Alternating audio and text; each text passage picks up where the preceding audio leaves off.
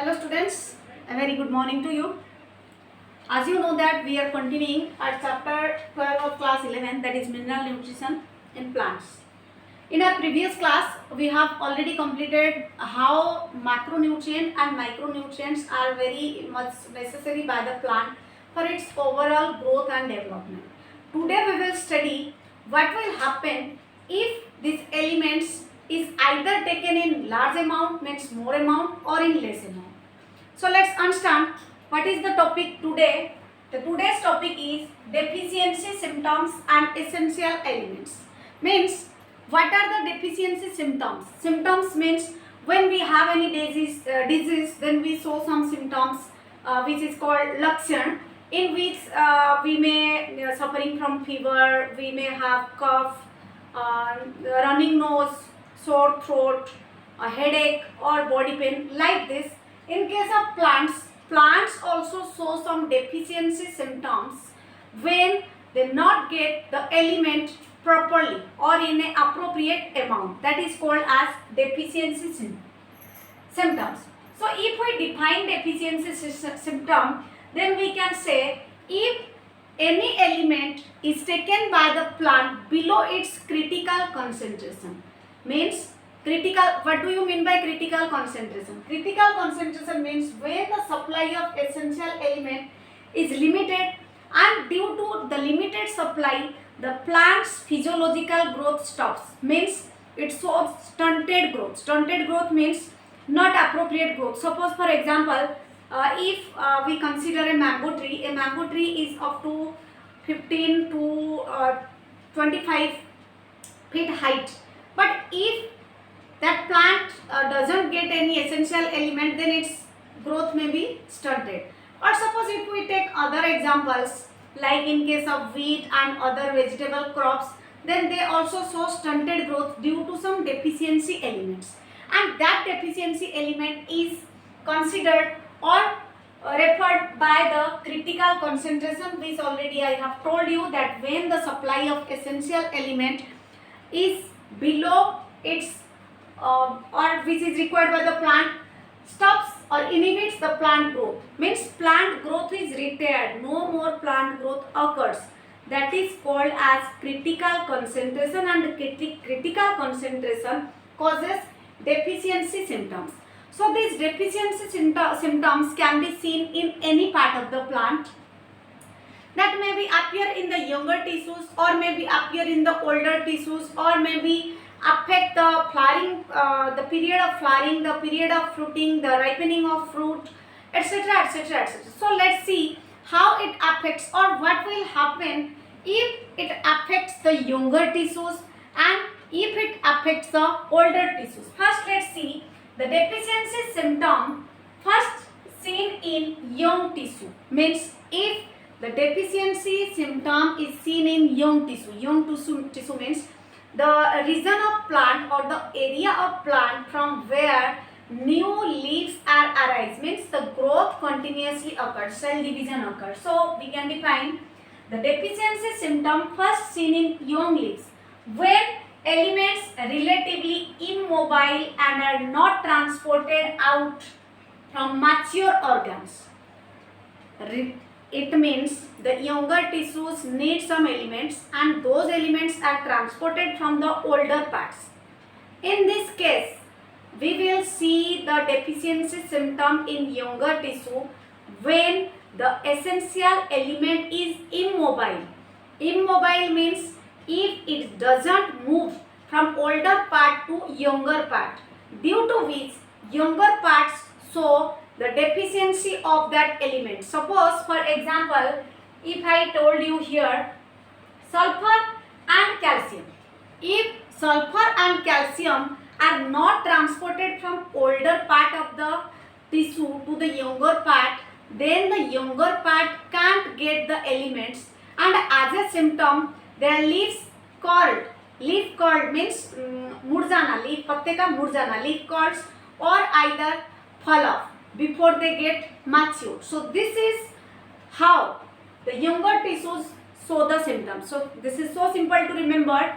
First we will see the deficiency symptom in younger tissues or at the region of the tip or leaf region, when the older tissues will not transport the element, means when the elements are immobile, means not movable or not transportable or not transported from older region to younger region. For example, sulfur and calcium, we can take example of sulfur and calcium, and they form the structural component.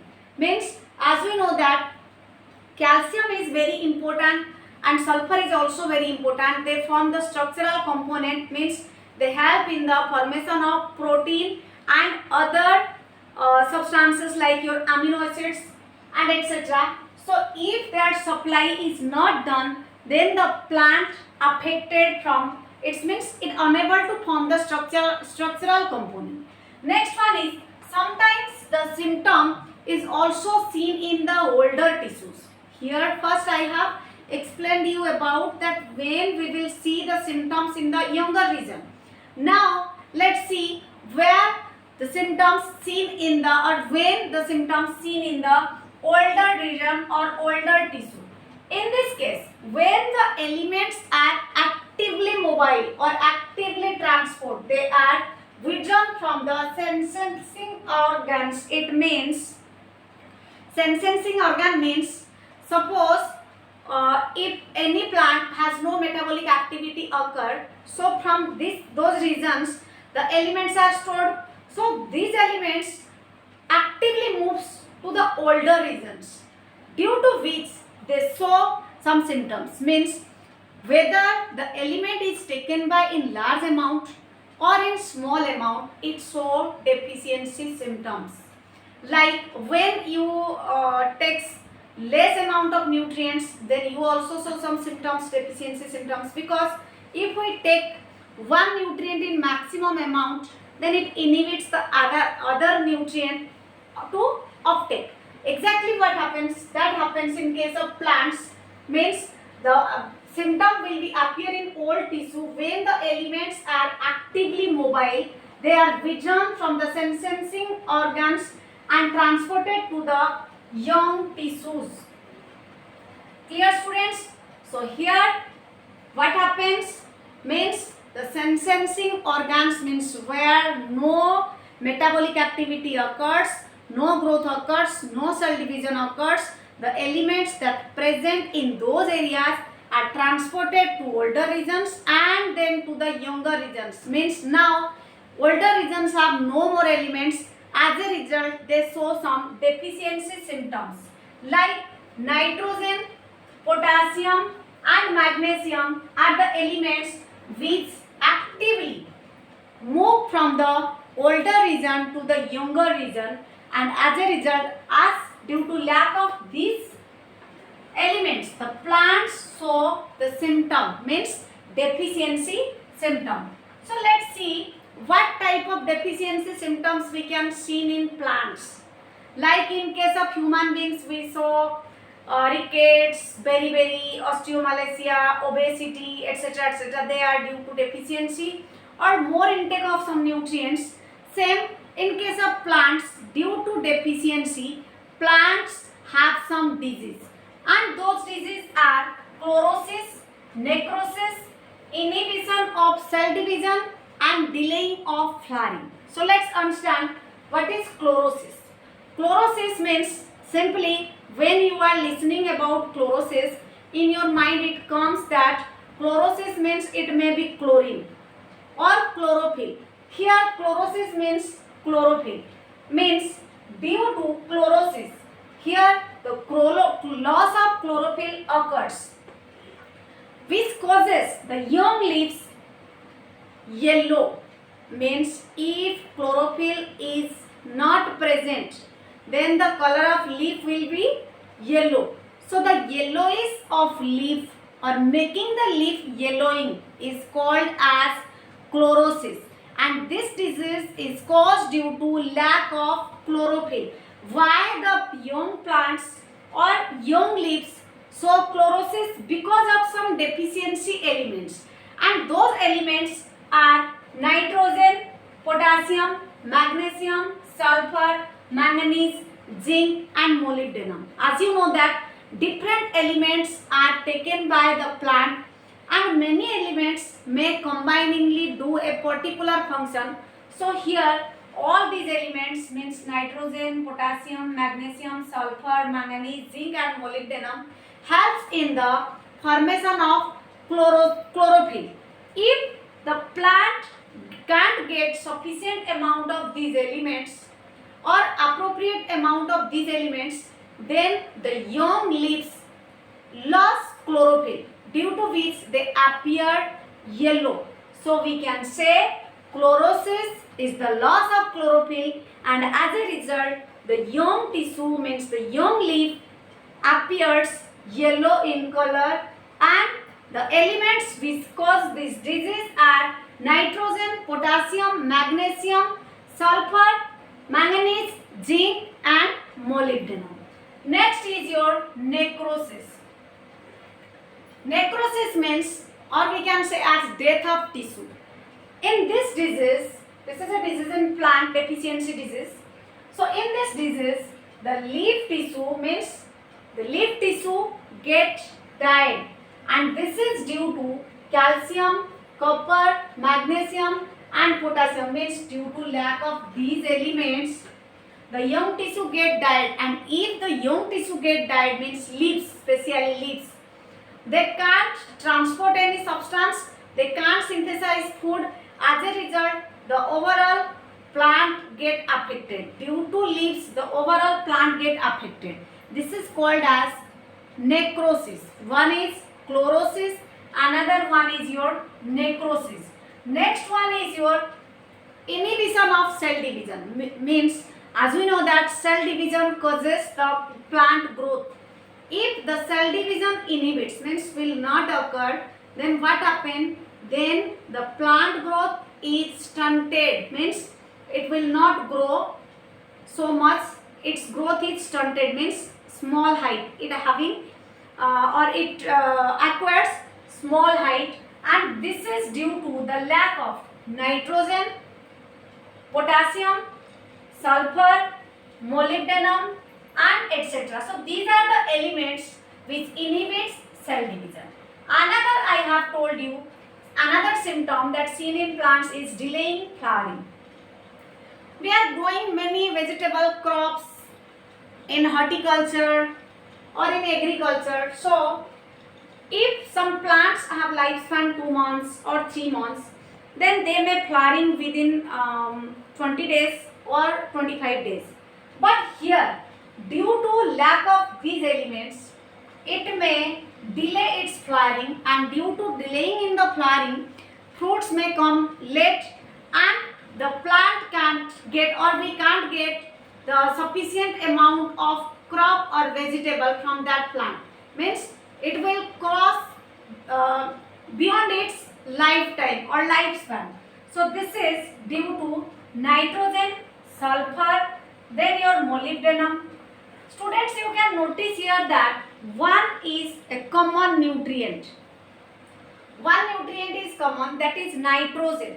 Nitrogen is the most common element for all type of growth, development and physiological development in plants. So if plant will not get nitrogen in appropriate amount or in sufficient amount, then it may show different type of symptoms. Nowadays the deficiency symptoms also helps the farmers. They are doing agriculture, horticulture etc. are very helpful. Means due to these symptoms they can able to know which element is lacked by the plant, and they can artificially, by testing the soil, they put that element to the soil and plants get that nutrients. Some you think sometimes a plant is grown in a forest or in a mountain, is not artificially provided any mineral nutrients, then how its growth is proper? This is how this will occur. So this case is different. Means it may be so deficiency symptoms, but we are not so much aware of this, or we are not noticing this. But when a farmer cultivates the crops and vegetables, then we notice what changes are seen. whether the productivity is more or whether less, whether it gives the fruits and vegetables in proper time or not. So nowadays, due to the symptom of these elements, as the symptoms can be identified, so these elements can be put in the crop field artificially. So these are the different type of deficiency symptoms and essential elements that how deficiency of one or more macro or micronutrient causes different type of problems or different, or how it inhibits different physiological growth of the plant. Clear, students? So today this is all about your deficiency symptom. Next we will study about toxicity of micronutrients. So what do you mean by toxicity of micronutrients? As we know that micronutrient is required by the plant in a small amount. If that micronutrient is taken in a large amount by the plant, then the plant show toxicity, means zehreela.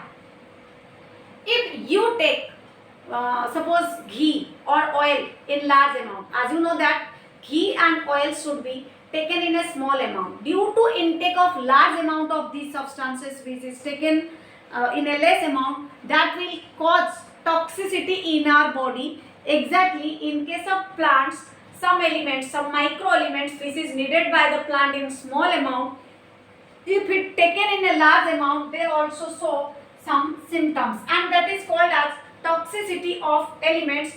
Or we can say that if the amount of micronutrient is more than 10%, then it shows the toxicity. Suppose for example, manganese is needed by the plant in a small amount, but if manganese is taken in a large amount, then it inhibits the uptake of other essential elements like magnesium and calcium.